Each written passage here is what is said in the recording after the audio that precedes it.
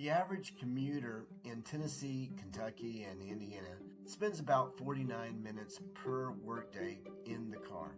That equals about 4.1 hours per week, or 205 hours per year.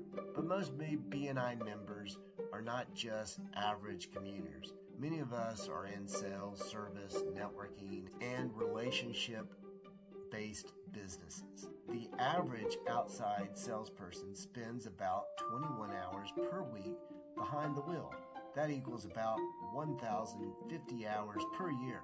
A college bachelor's degree is 120 credit hours.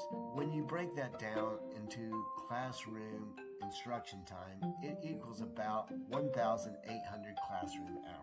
So if you are in outside sales and you spend about 21 hours per week in your vehicle, you're sitting in about 1,050 hours of potential learning time every year.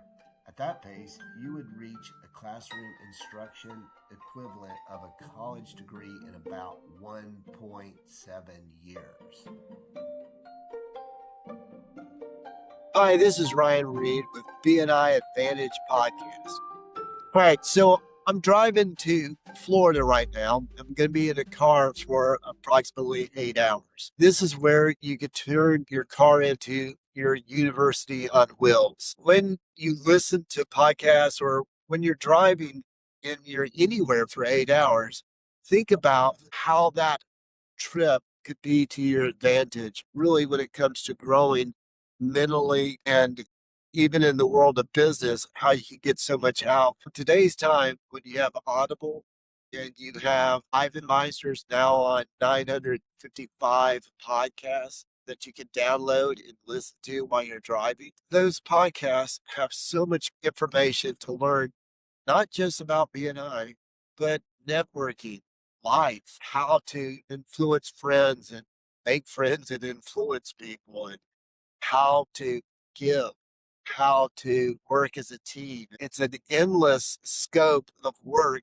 that you could be working on while you're driving. Taking that time from listening to the radio, news, or whatever you typically listen to, actually listen to something that's like Stephen Covey's 7 Habits of Highly Effective People. Then act on it.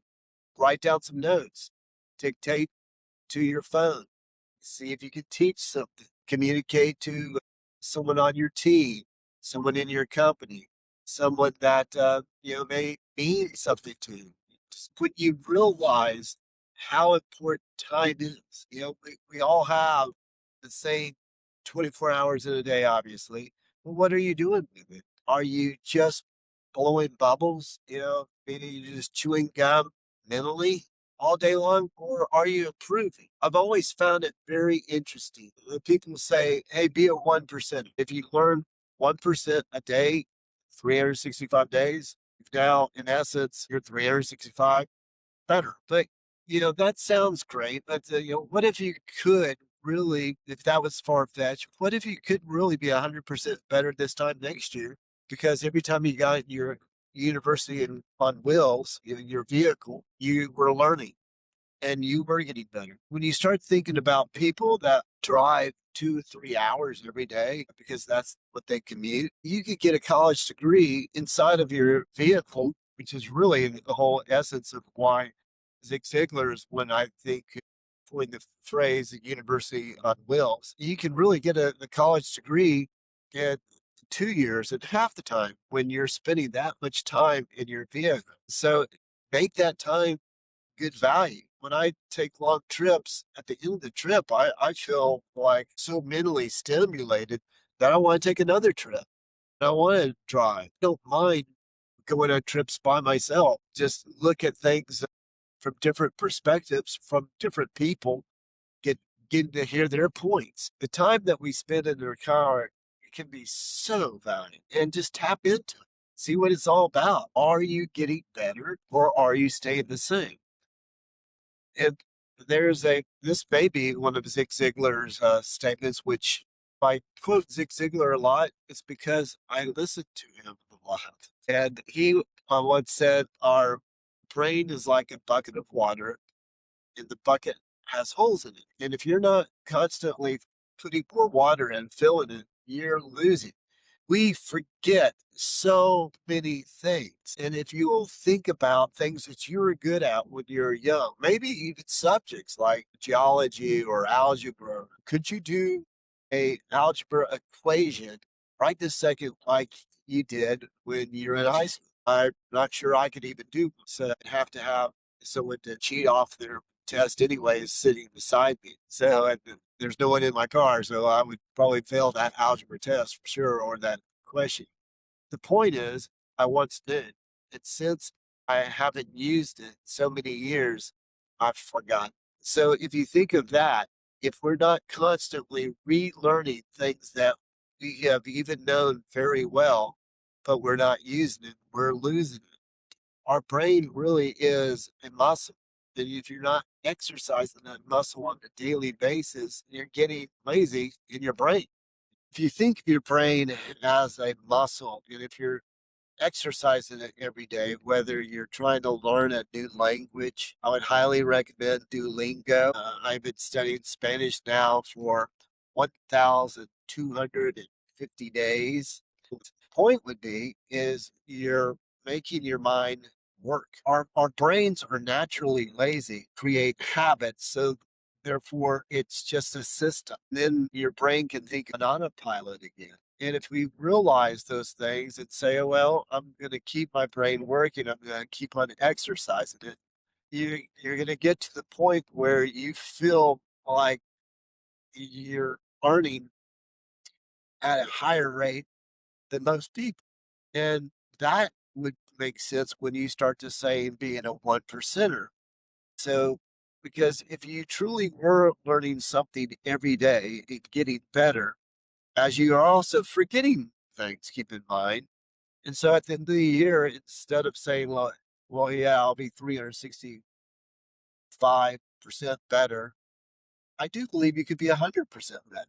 But that's all up to a daily workout routine for your brain. Are you getting up early in the morning and feeding your brain some type of exercise? So, you know, I have an alarm clock to go to bed. It's at 9 o'clock. My notifications go off. I get a beep, and it's time for me to go to bed. I don't have an alarm clock to get up because my brain wakes me up. It says I'm ready to learn. And I've done it so much, I truly believe my brain says, hey, I'm ready for exercise. I'm ready for that positive feeling that I get once I do it. So what happens is I wake up around 4:30, usually at the latest 5 o'clock, and I get up, drink 16 ounces of water as I'm making coffee, and then I go straight to where our television is and put on YouTube and put in something that I want to work on, like Dan Martell, who's a business coach. When he starts his podcast, he says, hey, here are 6 ways to be successful. Let's dive in. And bam, you're getting 1, 2, 3, 4, 5, 6. Now that's first thing in the morning. And it really inspires you to try new things. When you start to learn more about AI, you start to learn more about marriage counseling, how to work with people, how to negotiate. Go to YouTube and ask for highlights of Think and Grow Rich. And it'll then give you like the 13 points of Think and Grow Rich in 20-minute video. You know, the amount of information we have and it's so easy to get to is just so important. But are we making the right choices? And when you get up early in the morning and you start learning, just think of it this way: get your CU, get one right off the bat. Try doing one a day.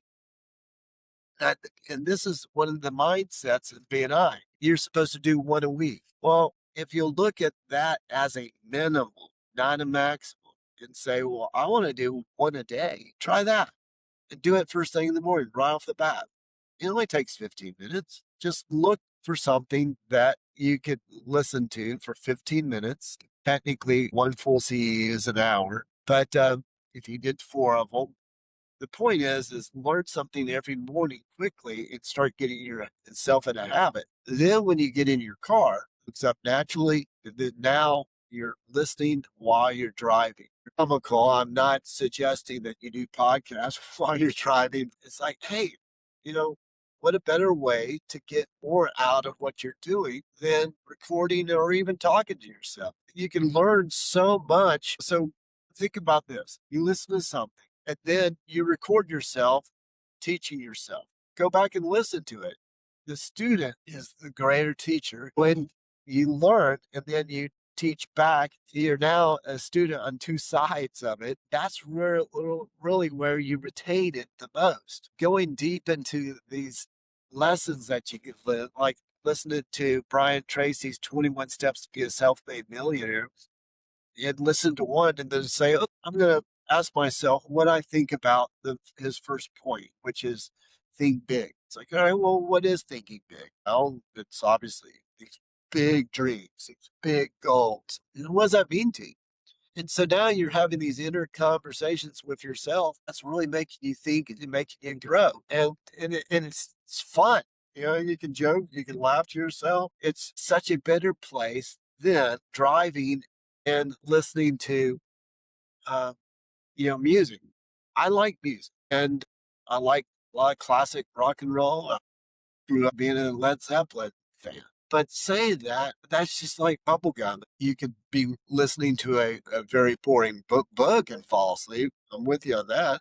But try recording yourself. Try just talking to yourself. See how that works for you. One of my main points by doing BNI Advantage podcast is to help you think different about Power One as your maximum. You should really be saying, this is a minimum what I could be doing to get better. If just one a week is going to get me results, then why not seven? When it comes to CEUs, we've got to always stay green and growing, looking for ways to improve ourselves. And really, next year, you should be 100% better. Probably need to focus on the interstate. So I will see you on the next BNI Advantage podcast. But I'm back in the studio working on ways to help you get more ROI out of BNI. I'm Ryan Reed. Thank you.